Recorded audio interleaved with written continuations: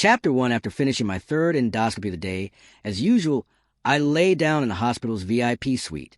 It wasn't because I was sick. I just wanted to prove that when you have money, you can really do whatever you want. I order my assistant, go tell the hospital that all the expenses today are on me. However, just as I was enjoying a bit of relaxation with my eyes closed, I heard the voice of my butler speaking in a low, almost conspiratorial tone. Young Master Wang, according to my sources, Willow, went to see her childhood friend today.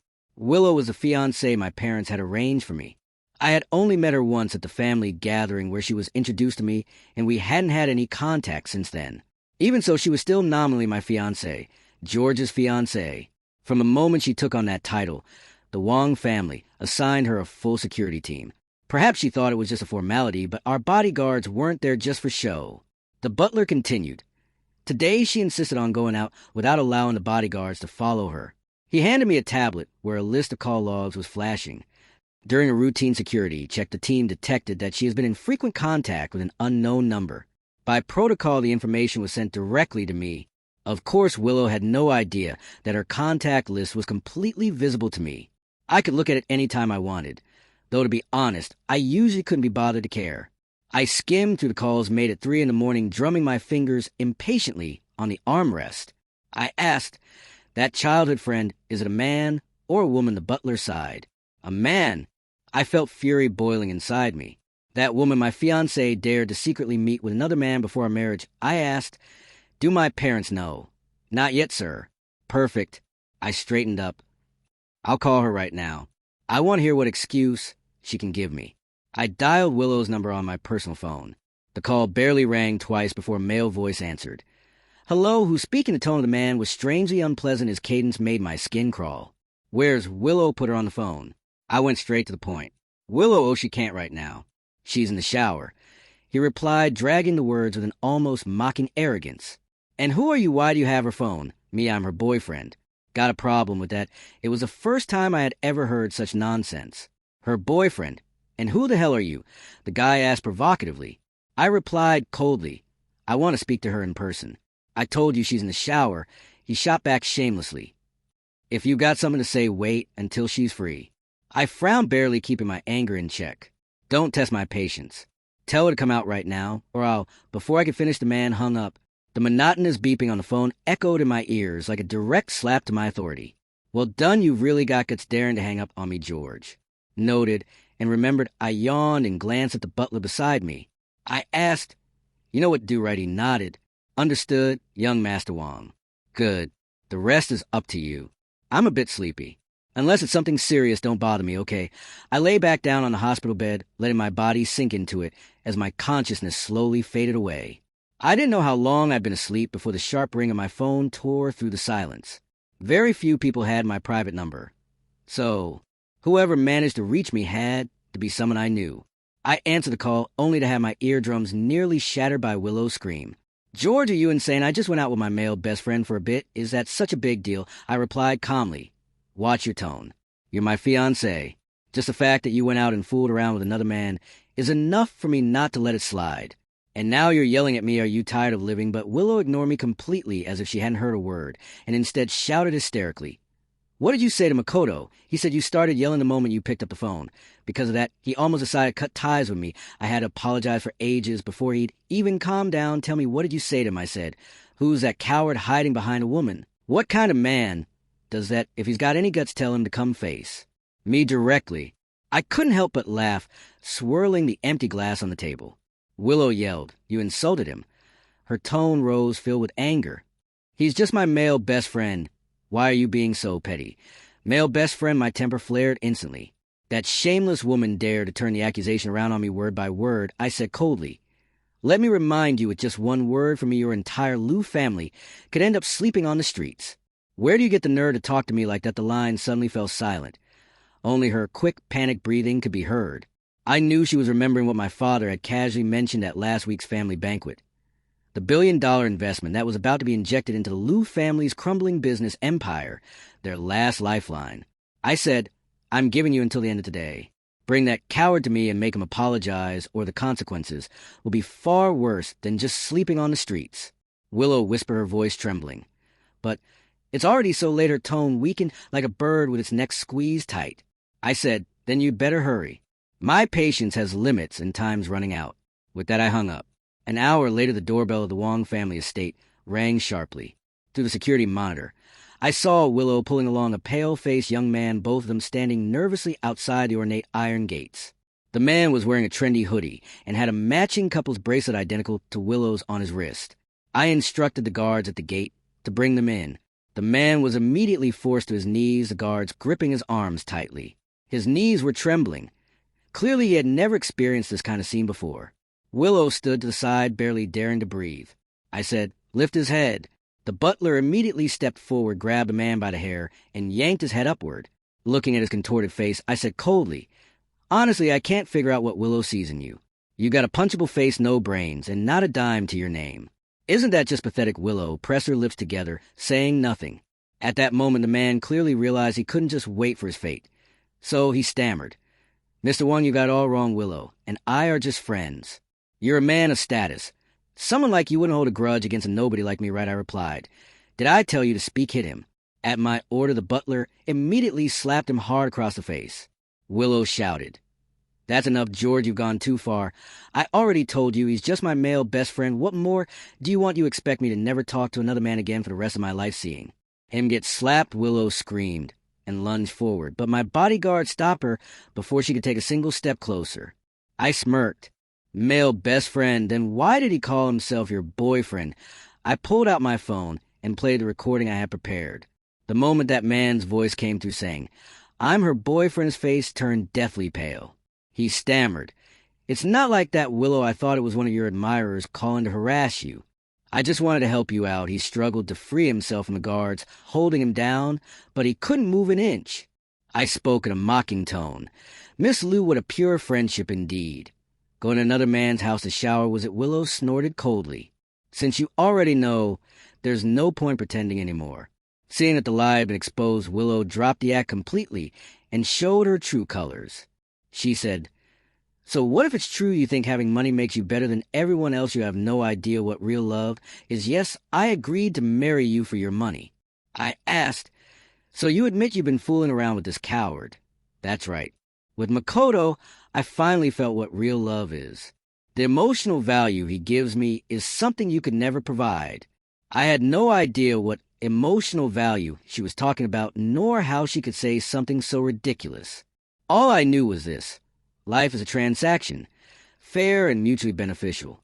The Wong family paid, and the Liu family was supposed to provide the service. But people like Willow never understand a simple truth. Those who pay the bill never owe anyone emotional value. She continued, "I'm warning you. If you don't let Makoto go right now, don't even think about marrying me later." How boring. I couldn't tell if this woman simply hadn't grasped the situation, or there was something wrong with her brain. I couldn't be bothered to explain. I only said, "How noisy." Hit her. One of the guards beside me immediately slapped Willow across the face. Her cheeks swelled up at once, and she stopped shouting back. I said, "All right, have her parents come and claim her." The butler quickly notified Willow's parents. Soon after, the two of them were brought in by the guards. "George, what's going on? Can't we talk this out? Come on, apologize to Willow. And let's drop it," Lou's mother complained, looking at Willow's swollen face. I laughed and said, "Me apologize to her? You must still be dreaming. Looks like poor judgment runs in this family. I suggest you first ask what exactly she did." I said. Mr. and Mrs. Liu hurried Willow aside and whispered to her. I didn't care what private word they exchanged. The Liu family's fate was already sealed. After their discussion, they stepped back in front of me. Mr. Liu said, It's all a misunderstanding. That young man is just an ordinary friend of Willow's." Still, Willow did act a bit out of line. "Don't worry. We'll take her home and discipline her." I said, "No need to discipline. This woman is tainted. I won't marry her. I called you here for this. You have two options." I pointed at the young man and enunciated each word.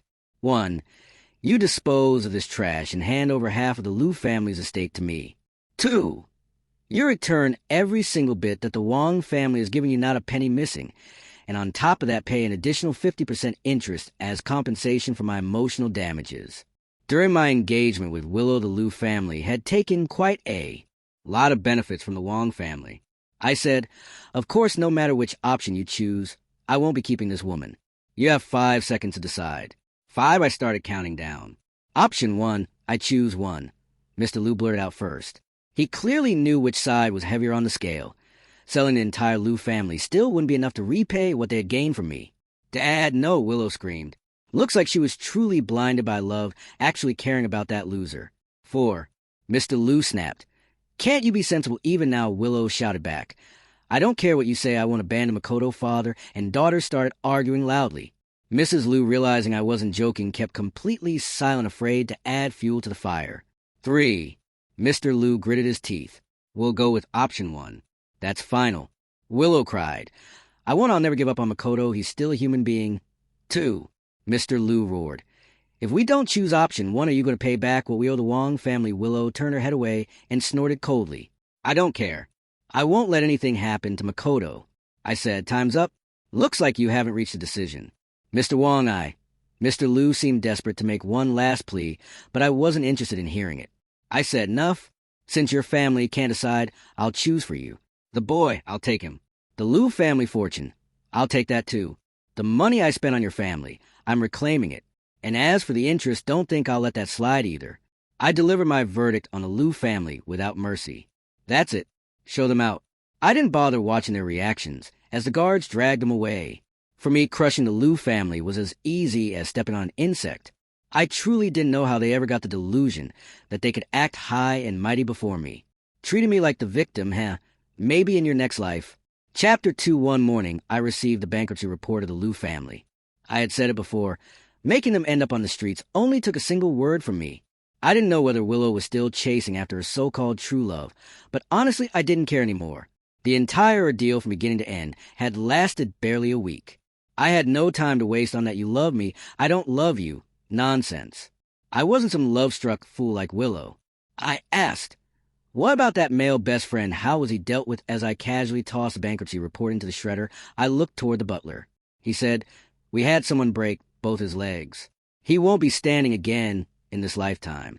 He stood with his hands behind his back, his tone icy. I shrugged and said, I thought you'd break 3 legs. The butler hesitated, then said with regret, young master, Wong, shall we bring him back and finish the job? I waved a hand. Forget it. I'm a merciful person. As long as he never shows up in front of me again, I'll let him live. After all, in that state, he was basically useless anyway. With that, I lay lazily back on the hospital bed once more. A few days later, I returned to my parents' estate. They told me they had found a new fiancée for me. I asked which family. This time the Liu family was already more than enough for me. Looking at the tastefully decorated living room my mother had arranged, I frowned. I had a bad feeling about this. She said, this one's different. A true scholarly family, spotless background, clean reputation. You'll see. Funny, that's exactly what they'd said about Willow. I asked, where are they? They'll be here any moment, she replied.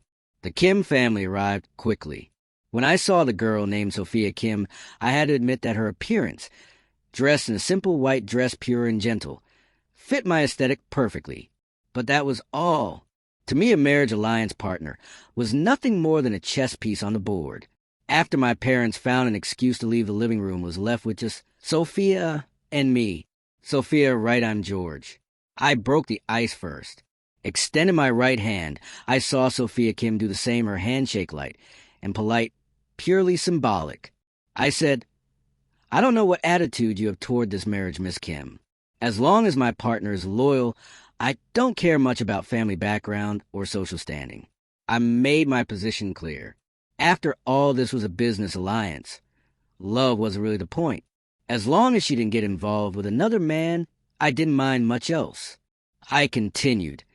So if there's anything you're hiding or if you're having second thoughts, say it now. There's still time. She replied softly, I'm fine with it. But even as she spoke, I could tell her mind was somewhere else. Whatever. Let it be. Once she boarded the Wong family's ship, getting off would come at a heavy price. Not long after, both families decided we should spend some time getting to know each other before setting a wedding date. Better to settle things quickly than drag them out. Spending time together in this case meant 3 scheduled phone calls a week. She said she liked flowers, so I bought her an entire flower shop. She said she liked jade. So I spent a fortune to win an antique jade pendant worth over $100 million. If there's one thing I have in abundance, it's money. As for meeting in person, we'd only met 3 times that month, never for more than half an hour. Most of the time, she seemed absent-minded, stirring her coffee with a spoon for 10 minutes straight. Clearly, she didn't take this engagement seriously either. But I didn't care. My current task was simple: continue the family line. Everything else I could handle on my own. Before I knew it, the wedding day had arrived. Both the Wong and Kim families had sent invitations to every influential figure in the region. By all accounts, everything should have gone exactly as planned. Except, of course, when everything seemed certain. That's when something goes wrong. At first, everything proceeded perfectly. The host stood in the center of the hall, reciting the ceremonial script, and everything moved forward in its prearranged order. If only it had stayed that way. The host asked, "Mr. George Wong, do you take Miss Sophia Kim to be your wife?" "I do." "Miss Sophia Kim, do you take Mr. George Wong to be your husband?" Sophia bit her lip. I, and the next second she shouted, "I object." Halfway through the wedding vows with the officiant reciting the lines, the hall doors were suddenly flung open. A man in a black suit stormed in. The usually absent-minded Sophia, upon seeing him, suddenly lit up with a look I had never seen before. "Martin, you finally came to take me away." Martin, that name was new to me. I'd never heard it come from her mouth before. Sophia spun around and tried to lift her skirt to jump down from the stage, but I yanked her back with one hand. Her disgrace was laid bare for all the guests to see. I looked down into the audience. My parents were staring at. Sophia's parents with the same shock. Clearly Sophia's family hadn't expected this either. I asked, "What do you mean you're going to run off with this guy?" Sophia stood and looked at me guilty, lowering her head. I said, "So you admit it?" She neither denied the earlier shout nor denied my question. The truth was obvious. Damn. Are these people all leaking sewage into their heads? My thoughts were a tangled mess, and the hotel security was disgustingly awful for letting a bride snatcher get in. I thought the Wong family's reputation would be enough to deter any fool from causing trouble. Apparently, we should have posted bodyguards at the doors. Never thought a wedding snatch would happen to me, George, huh? For now, stabilize the situation. This woman was no longer acceptable, but I wouldn't make a scene on the spot. That could wait. I grabbed the microphone from the host. "I'm sorry, everyone. Due to unforeseen circumstances, the wedding is suspended. This is a failure on the Wong family's part. Please accept our apologies and enjoy the food and drink." I handed the microphone back to the host and strode toward the backstage without looking back, not caring what unfolded on stage. Ridiculous. Someone actually dared to snatch a bride at my wedding, Sophia Martin. Fine. You successfully provoked me. I'll make sure you learn what it costs to offend the Wong family. This time I won't give anyone another chance. Whether it's love or a so-called arranged marriage, everything will be played by my rules. Chapter 3. Ever since that wedding, I began my systematic revenge against the Kim family. A so-called family of scholars, how you people care the most about your reputation. Don't you then? I'll make sure it's ruined. And that's Sophia. Didn't she claim her family background was spotless fine? Then let's expose how she accepted my betrothal money, only break off the engagement afterward. Let everyone see what kind of person she really is. And Martin, just a third-rate painter, actually had the guts to try and steal my fiancée. I don't know what he was thinking, but without any backing, he dared to provoke me. He's doomed. None of these people will escape. I'll make them understand what it truly means to be completely disgraced. Soon enough, Kim's father, who served as the chairman of the Calligraphy and Painting Association, was suspended from his post. Someone had reported him by real name for accepting massive bribes, complete with detailed evidence. Investigators were dispatched from above to look into it. The investigation would take time, but it was enough to tarnish the Kim family's reputation. And since he was the chairman, why not dig deeper? While we're at it, let's see if he's really as clean as he pretends to be. If there's any dirt to uncover. Sure enough, my men found that several years ago, he had attended a ribbon-cutting ceremony for a telecom fraud organization. Coincidentally, a famous influencer had recently been scammed by a similar group, and the story was all over the internet. Perfect timing to add fuel to the fire. Let the PR department buy some trending spots. Me, George I, may lack many things, but money isn't one of them. Keeping this scandal trending for a whole month won't be a problem. So on the hot search list right next to popular influencer kidnapped and scammed by overseas fraud group, another tag appeared. Calligraphy Association chairman colludes with telecom fraud. Next up, Sophia. I didn't need to lift a finger myself. Just leak the footage of her fleeing the wedding venue, then splice and doctor a bit, and instantly it becomes a tell-all of a gold-digging woman scamming someone into marriage. Then some alt account on social media leaked a list of gifts I'd given Sophia. The original post was deleted, but with my push it quickly spread across the whole internet. Now Sophia couldn't wash the stain off no matter what she did. As for Martin, there was even more dirt on him. He'd been blacklisted before for producing forged paintings abroad. He couldn't make it there and had returned home. Now he was reduced to selling his paintings on the street. I don't know how Sophia ever took a fancy to him. A few marketing accounts wrote a few crafty smear pieces about Martin, and suddenly he became a pariah everyone wanted to beat. Then some candid photos surfaced of me drinking alone, looking despondent. They shaped the narrative to cast me as a victim, so the public would sympathize with me as the wrong party. In short, after this 1-2 punch, the Kims were finished. The unemployed Martin was driven out by Kim's father, and now begs under a subway entrance. A few days ago, he'd apparently had his hand broken by a local gang over stolen business. He'll probably never paint again. One day, while the Kim family and Martin scandals were still fermenting in public opinion, I got a call from Sophia. I said, "Hello, what's up?" She asked, "Was all that stuff online?" You're doing her voice sounded a little hoarse. It seemed the recent string of blows had left her in a mess. I replied, "I don't know what you're talking about. If there's nothing, I'm hanging up." I wasn't going to admit anything.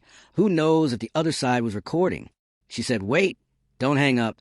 I know it's awkward to ask, but could you lend me some money for a moment?" I wondered what she was planning.